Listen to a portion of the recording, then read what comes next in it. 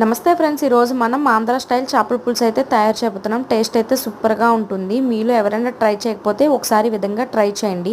ఎలా వచ్చిందో కూడా నాకు కమెంట్ చేయండి. ముందుగా చేపలు తీసుకొని బాగా క్లీన్ చేయండి. క్లీన్ చేసిన తర్వాత కారం, ఉప్పు, పసుపు వేసి మ్యాగ్నేట్ చేసి పక్కన పెట్టండి.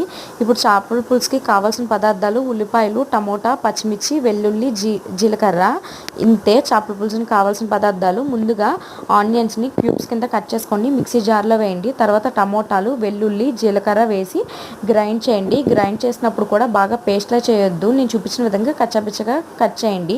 స్టవ్ మీద కడాయి పెట్టుకొని కడాయి వేడెక్కిన తర్వాత 2 టేబుల్ స్పూన్ ఆయిల్ అనేది వేయండి. ఆయిల్ ఎక్కువ వేసుకుంటే చేపల పులుసు అనేది టేస్ట్ బాగుంటుంది.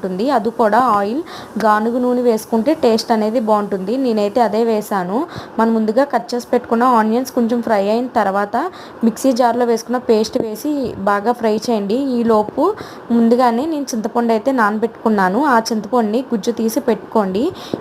ఇది బాగా ఫ్రై అయిన తర్వాత మ్యాగ్నేట్ చేసిన చేపలు వేయండి. చేపలు వేసి అవి కూడా 2 సైడ్స్ నేను చూపించిన విధంగా తిప్పుకుంటూ ఫ్రై చేయండి.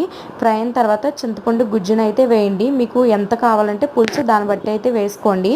వేసిన తర్వాత పైన పచ్చిమిర్చి అనేది వేయండి. నా దగ్గర కొత్తిమీర లేదు, మీ దగ్గర ఉంటే కొత్తిమీర కూడా వేయండి. చూడండి, ఇప్పుడు ఉడుకుతుంది కదా, హై ఫ్లేమ్ మీద పెట్టండి. చూడండి అసలు ఎంత కలర్ఫుల్గా కనిపిస్తుందో. సైడ్ ఆయిల్ అనేది వస్తుంది కదా, ఇలా వస్తే చేపల పులుసు అనేది రెడీ అయిపోయినట్టే. ఎంతో టేస్టీ రుచికరమైన చేపల పులుసు అయితే రెడీ అయిపోయింది.